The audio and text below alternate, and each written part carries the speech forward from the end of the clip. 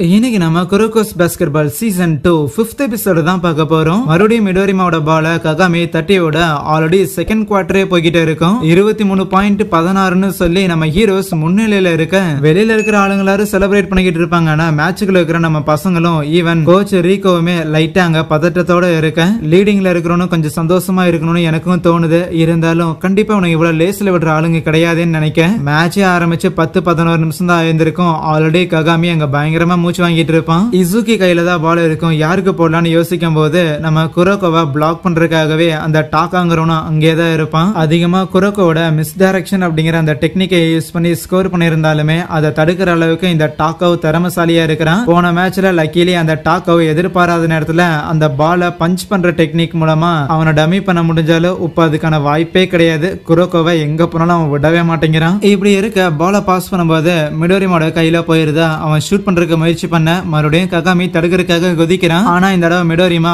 Fake பண்ணிட்டு திருப்பி shoot பண்றதுக்காக போக மறுபடியும் கிரவுண்ட்ல லேண்ட் ஆனா அடுத்த செகண்டே ககாமி மறுபடியும் ஜம்ப் பண்ணி தொட போயிருப்பான். இருந்தாலும் பால மிடோரிமா ஷூட் பண்ணிருப்பான். உள்ள போகுமான்னு பார்த்தா இல்ல, உள்ள போகல. அது மிடோரிமாக்கும் ஆச்சரியம். ஒருவேளை ரெண்டாவது தடவை ஜம்ப் பண்ணியும் ககாமி கை வச்சிருந்திருப்பானோ அப்படின்னு யோசிக்கும் போது வேகமா அந்த பால் பின்னாடியே போன குரோகோ பால் வெளியில போறதுக்கு முன்னாடியே அப்படியே எடுத்து கண்டிப்பா ககாமி அந்த பாலை தொட்டிருப்பான்னு எனக்கு ஐடியா இருந்துச்சு. அதனால தான் பின்னாடி வந்தேன்னு நினைச்சு வச்சு ஒரு லாங் பாஸ் போட்டு விட இசுகி அங்க ஸ்கோர் பண்றாரு. ககாமி அண்ட் கோச் ரீகோ ரெண்டு பேருக்கும் புரியுது இந்த மிடோரிமா மொத்தமா ககாமியோட எனர்ஜியை உருவ போறான்னு. ஏன்னா அவன் முதல்ல சும்மா நான் குதிக்கிறேன் என் பாலை தடு அப்படின்னு விட்டுட்டு இருந்தான். இப்ப நான் ஃபேக்கும் பண்ணுவேன், முடிஞ்சா 2 தடவை என் பாலை தடுக்கிறதுக்கு குதிங்கிற மாதிரி இருக்கு. மறுபடியும் பால் வர அந்த மிடோரிமா ஷூட் பண்ண போகும்போது ககாமி ஜம்ப் பண்ணி தடுக்க பாத்துருவான். ஆனா அது ஒரு ஃபேக்கா இருக்கும். திருப்பி இன்னொரு தடவை ஷூட் பண்றதுக்காக மிடோரிமா குதிக்க அதை நான் தடுக்கிறேன்டான்னு கியோஷி ஆல்மோஸ்ட் பால் டச் பண்ண போகும்போது ஒரு பிளாஷ்பேக் ட்ரெஸ்ஸிங் ரூம்ல மிடோரிமா அவங்க பிளேயர்ஸ் கிட்ட ஏதோ ஒன்னு சொல்லிருப்பானா. அதை கேட்டு எல்லாரும் ஆச்சரியப்பட்டுட்டு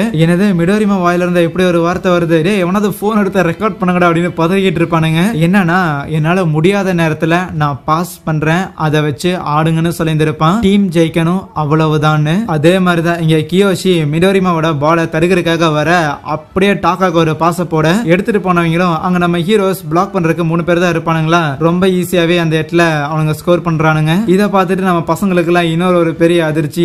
ஆஹா, இந்த மிடோரிமா பையன் ரொம்ப செல்ஃபிஷா தான் மட்டும் தான் அப்படின்னு ஆடிட்டு இருக்கிறங்காட்டி தான் அவனை மட்டும் பிளாக் பண்ணா போதும் டீமை முடிச்சிடலாம் அப்படின்னு நாங்க நினைச்சுக்கிட்டு இருந்தோம். ஆனா அவனோட அந்த ஸ்டூபிடான பிரைட தூக்கி போட்டுட்டு உண்மையாலுமே ஷுட்டோக்குவா ஒரு டீமா இருந்து அவனுங்க ஆட ஆரம்பிச்சானுங்கன்னா அவனுங்கிட்ட என்ன வீக்னஸ் இருக்கும், எப்படி அவனுங்களை ஜெயிக்கிறதுன்னு பெஞ்சில வந்திருக்க பசங்க எல்லாம் புலம்ப கோச் ரீகோ தான் சும்மா இருங்கடா, புலம்புறது உங்க வேலை கிடையாது, மரியாதையா டீமுக்கு சீரப் பண்ணுங்கடான்னு சொல்லும் போது கோகனேவும் ஆட ஆமா இல்ல நம்ம டீம்லயும் தான் கியோஷி இருக்கிறானு கொஞ்சம் ஹாப்பியாக கியோஷியும் பசங்களை மோட்டிவேட் பண்றது மட்டும் இல்லாம கமான் கைஸ், கண்டிப்பா நம்மளால அவங்க டீமை தோக்கடிக்க முடியும், அவங்க மட்டும் கிடையாது நாமளும் ஒரு பெட்டரான டீம் தான் அப்படின்னு சொல்லிக்கிட்டு இருக்கவே சரி ஏதாவது பிளான் வச்சிருக்கீங்களான்னு கேட்டா பிளான்ல எதுவும் இல்ல யோசிக்கணும்னு சொல்லுவானா. பட் இருந்தாலும் இப்போதைக்கு பிளானோட ஆரம்ப கட்டமா ஹீரோ பையனை வெளியில உட்கார வைக்கலாம்னு சொல்லுவாரு. ஏன்னா நம்ம ஹீரோவோட மிஸ் டைரக்ஷனுங்கிறது அந்த டாக்கோ பையன் இருக்கிற வரைக்கும் வேலைக்கு ஆகாது. அதனால குரோகோவை உள்ள ஆட வைக்கிறதுங்கிறது வேலைக்கு ஆகாது. அதனால அவனை தூக்கி விட்டுருவோன்னு அதுக்கு பதிலா அந்த மிட்டோபி சீனியர் இருக்கிறார்ல, சோ அவரை ஸ்விட்ச் பண்றாங்களா.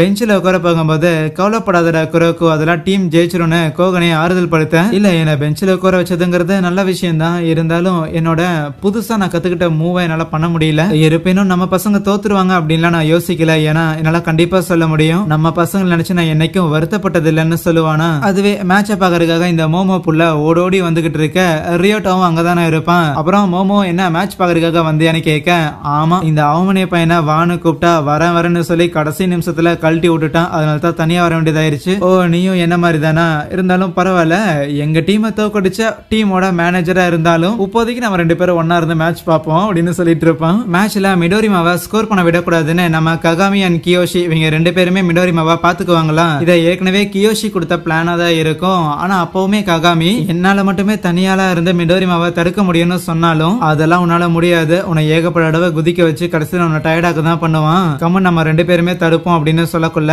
ஓகே இவங்க 2 பேரும் மிடோரிமாவை தடுத்துருவாங்க அப்படின்னா டிஃபென்ஸுக்கு ஆளுங்க இருக்காது. டிஃபென்ஸுக்கு ஆளுங்க இல்லைன்னா அதிகமான பாயிண்ட்ஸ் போயிடும். அப்ப என்ன பண்ணலான்னு யோசிக்கும் போது நம்ம கேப்டன் ஹியூகா அப்படின்னா வேற வழி இல்ல இதான் பண்ணி ஆகணும்னு சொல்ல மேட்ச்ல ஷுட்டோக்கோட பிளேயர்ஸ் பாயிண்ட் ஸ்கோர் பண்ணும்போது கவுண்டர் அட்டாக்காக பால் எட்டு வந்த நம்ம ஹீரோஸும் பயங்கர வேகமா பாஸ் பண்ணிட்டு அங்க வந்து பாயிண்ட் எடுக்க ஆரம்பிப்பாங்க. என்ன அர்த்தம்னா ஷுட்டோக்கோட பிளேயர்ஸை டிஃபெண்ட் பண்ண முடியாது தான். இருந்தாலும் அவங்க ஸ்கோர் பண்றதை விட வேகமா ஸ்கோர் பண்ணி பாயிண்டை ஏத்தற தவிர ஒரு வழியில இருந்து ஆடிட்டு இருக்காங்களா.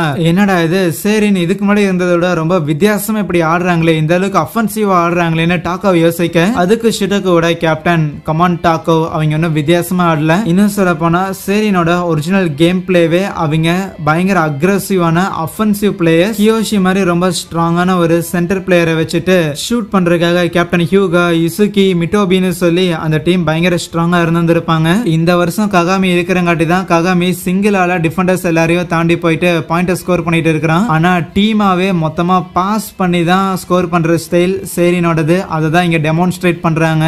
டிஃபென்ஸை விட்டுட்டு அஃபென்ஸை மட்டும் ஃபோக்கஸ் பண்றது ஒர்க் ஆகும் தான். இருந்தாலும்னு ஷுடோகோட கோச் யோசிக்க, அந்த இருந்தாலும் அப்படிங்கறதுக்கான பதில் ஸ்கோர் பண்ண போகும்போது நம்ம ஹீரோஸோட பால் ரீபவுண்ட் ஆச்சுன்னா அதை எடுத்து மிடோரிமாக்கு போட கரெக்டா ககாமி நோட் பண்ணி இருக்க மாட்டான். ஒரு ஷூட் எடுத்து அங்க பாயிண்ட் எடுக்கிறானா. என்னடா ககாமி பராக்க பார்த்துட்டு இருந்தா என்ன ஜெயிக்க முடியும்னு நினைக்கிறியா? 40 நிமிஷம் கூட போக்கஸா இருக்க முடியாத ஆட அவனை ஒரு மாதிரி கலாய்க்க, ஏய் மாமே சூப்பர் ஆடுறடான்னு இருக்கிற பசங்க எல்லாம் வந்து மிடோரி மாட்ட பேசுவாங்களா. ஈவன் நம்ம பசங்களுக்கு ககாமிட்டு வந்துட்டு கமான் கமான் பாத்துக்கலாம் அப்படின்னு சொல்லி சமாதானம் பண்ண, அடுத்து ஆடலான்னு போகும்போது கரெக்டா டைம் முடிஞ்சிருமா. அப்போ மோமோ ரியோட்டா கிட்ட, ஆமா அடுத்த 2 குவார்டர்லயும் யாரு டாமினேட் பண்ண போறாங்கன்னு கேட்கும்போது ரியோட்டா சிரிச்சுக்கிட்டே எனக்கு தெரியாதுன்னு சொல்லுவான். ஏன்னா ஒரு பக்கம் கண்டிப்பா சேரினுக்கு ஒரு பயங்கரமான டிஸ்அட்வான்டேஜ் இருக்குது. அவங்கனால ஷூட்டோகோவோட அஃபென்ஸை வந்து ஸ்டாப் பண்ற அளவுக்கு ஒரு டிஃபென்ஸ் கிடையாது. அவங்களும் இவங்க ஸ்கோர் பண்றதுக்கு ஈக்குவலா பாயிண்ட் ஸ்கோர் பண்ணா போதும் அப்படிங்கிற மாதிரி தான் போயிட்டு இருக்காங்க. ஆனா அது மட்டும் பத்தாது. அதுக்குன்னு சரின்னு தோத்து போயிடுவாங்கன்னு நான் சொல்ல வரல. ஏன்னா அங்க பாரு குரோக்கோ பையனை பெஞ்சில தான் குறைச்சிருக்காங்க.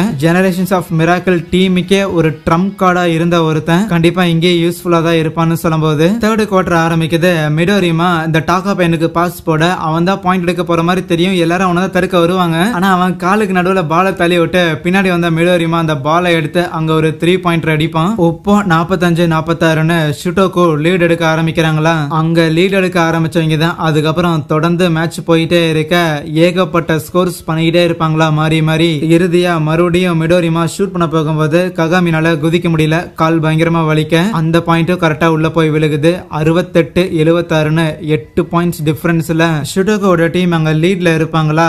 அப்பதான் அங்க இருக்கிற எல்லாருமே இந்த மிடோரிமா மாறி இருந்திருக்கான்லன்னு யோசிப்பாங்க. மோமோ முதற்கொண்டு. ஈவன் மோமோ ரியோட்டா பார்த்து நீயும் தாண்டா மாறி இருந்திருக்கன்னு சொல்லும் போது மாற்றங்களா சில டைம் இருக்கதான் செய்யும். இப்படி அங்க பெஞ்சில வந்திருக்க நம்ம ஹீரோ பசங்க எல்லாரும் மிடோரிமா மாறிட்டான் அப்படின்னு பேசக்குள்ள இத டாக்கவும் கேட்டாரான். மிடோரிமா எங்க மாறினா அப்படியே தான் இருக்கிற மாதிரி தெரியுது. இல்ல அட்லீஸ்ட் கொஞ்சமாவது மாறின மாதிரி தான் இருக்கு. எனக்கு ஞாபகம் இருக்கிற வரைக்கும் ஸ்கூலுக்கு வந்த முத நாள்ல இருந்தே என்லெஸ்ஸா பிராக்டிஸ் பண்ணிட்டே இருப்பான். கொஞ்சம் கூட டயர்ட்னஸே காட்டாம தனியா இருப்பான். ஜோக் பண்ண மாட்டான். மூஞ்சியை உடனே வச்சிருந்திருப்பான். அதனாலயே நிறைய பேர் அவன் கூட பெருசா சேர மாட்டாங்க. இருந்தாலும் அவனை வெறுக்கிற அளவுக்கான ஒரு ஆள் அவன் கிடையாது. ஏன்னா அவனோட கேம் பிளே அது யாராலையும் மதிக்காம போகவே முடியாது. ஆனா என்னன்னு தெரியல, இப்ப ரீசெண்டா ஆடுற சில மேட்சஸ்ல மிடோரிமா சிரிக்க கூட செய்யறான்ப்பா அப்படின்லாம் யோசிப்பானா. அவனுக்கே ஷாக்கு தான். அப்புறம் கொஞ்ச நேரம் கழிச்சு நம்ம குரோக்கோவும் ஓகே நான் மேட்ச்ல இறங்குறதுக்கு தயாருங்கும் போது ஆப்போனன்ட்ஸ்ல இருந்து எல்லாருமே நம்ம குரோக்கோ வரக்காக தான் எதிர்பார்த்துட்டு இருப்பாங்க. என்ன வச்சிருக்கான்னு பாக்கலான்னு. பிளஸ் அங்கே இந்த ஒரு எபிசோடைய முடிக்கிறாங்க.